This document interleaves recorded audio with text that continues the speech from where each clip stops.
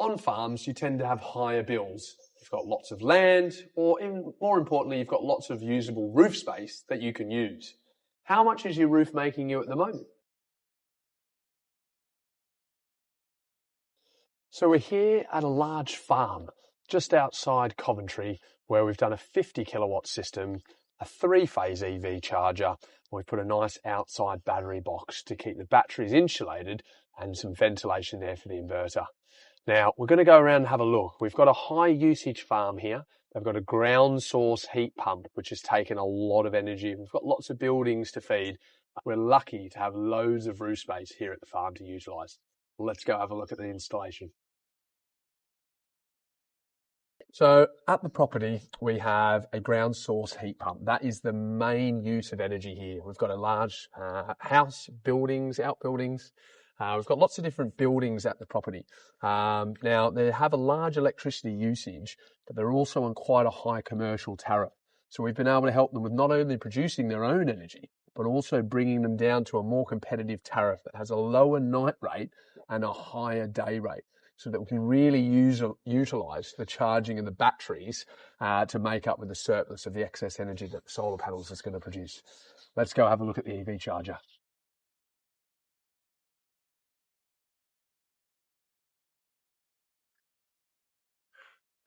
So here we have the main setup of the 3-phase meter. Now, a little bit of a historical farm, as you can probably tell. So what we've done is we've modernised it, put in some new fuse boards, and this is where the 3-phase EV car charger's gone to future-proof the farm.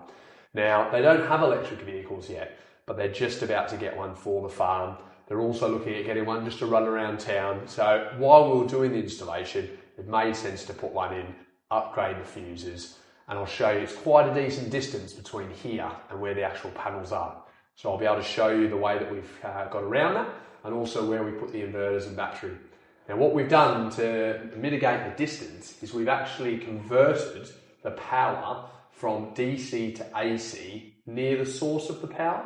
And then what we've done is we've run the AC back through the barns, through a channel in the concrete, and then all the way back here to this point where you can see it here. So with a large installation like this, there can quite often be a lot of civil works needed. Now, luckily with farmers, they're quite resourceful. So they did have a digger on hand to help us. We do have our own teams that can do this if need be. But what we've done is we've had to run the cables through a lot of the buildings to minimise disruption on the property.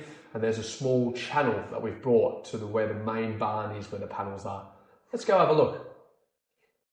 It literally follows all the way up the side here by the mains meter, comes up over the top, just so it doesn't get in the way of everything going on at the farm, and then it comes straight down over the top. In that far corner over there, you'll see it joins up with the next barn.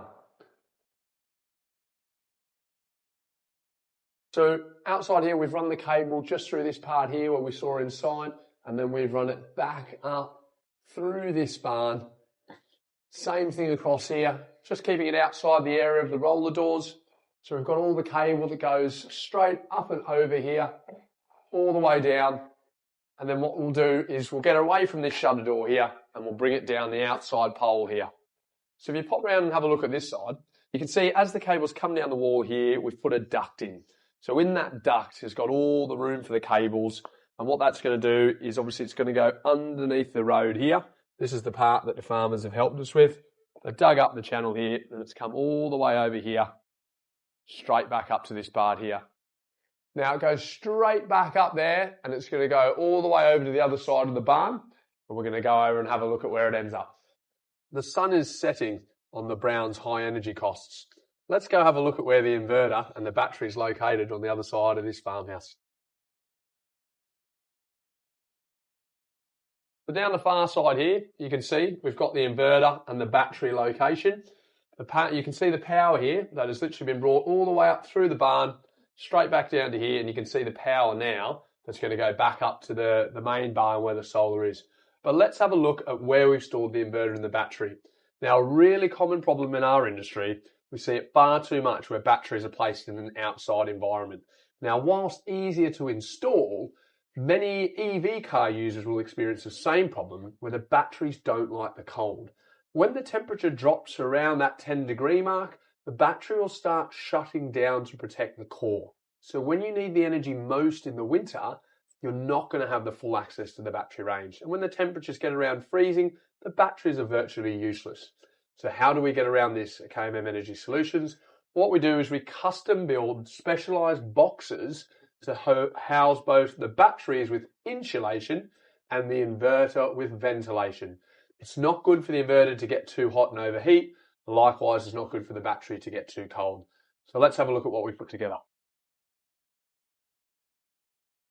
So for this installation, we've got a very large inverter to make up the 50 kilowatt system. So let's have a little look at where it's housed and how it's running.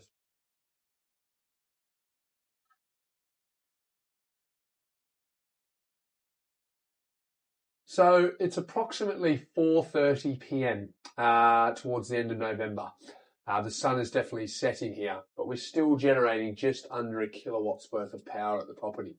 Now, the energy is coming into this as DC. It's getting converted into AC. And we can see here we've got our own fuse board for the property and the main AC isolator switch. Now, what we've also done, which is a bit unique in this property, is they don't get brilliant Wi-Fi or phone reception out here. So we've actually got a custom-built router that we've shipped in from Europe.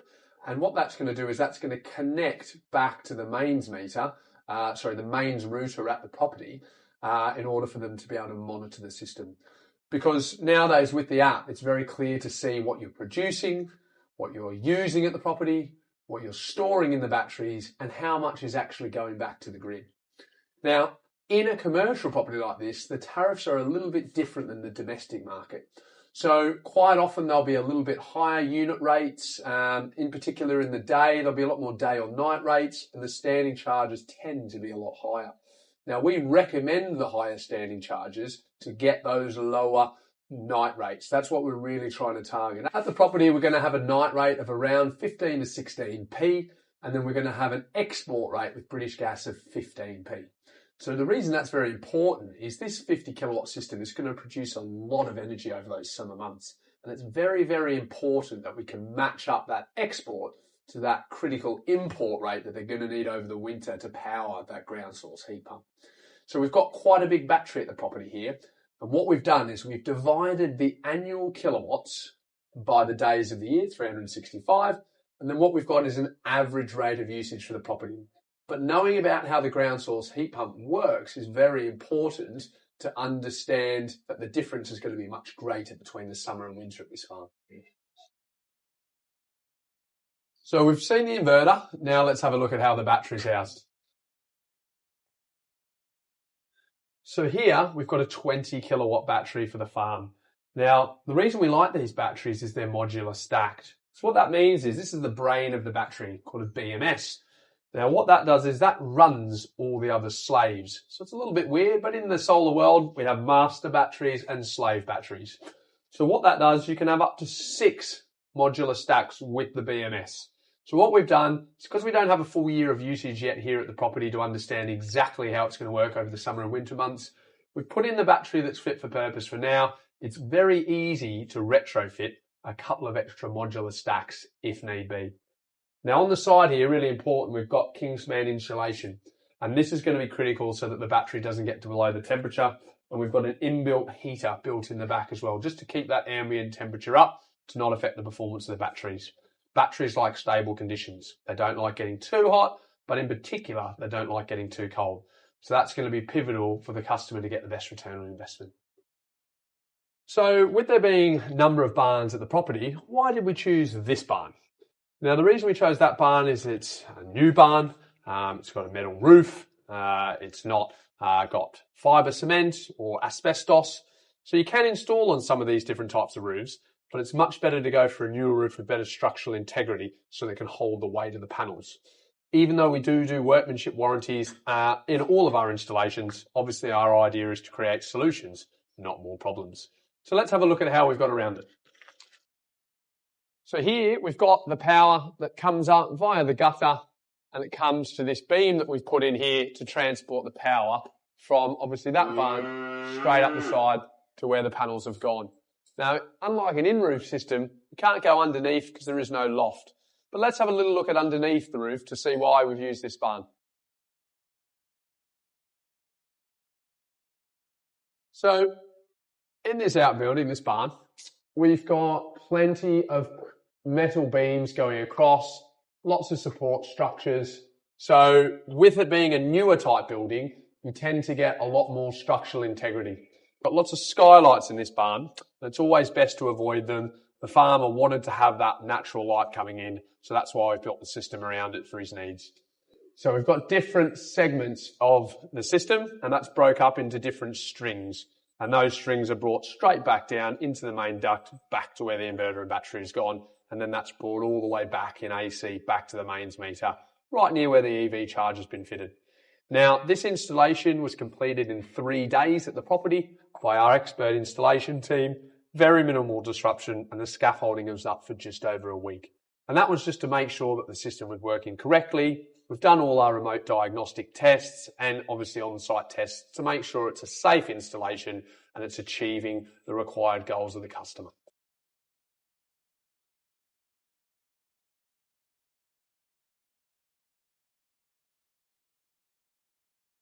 Would you like to farm your own energy? If so, give us a call and we'd be happy to come out and do an on-site technical survey to see if you qualify.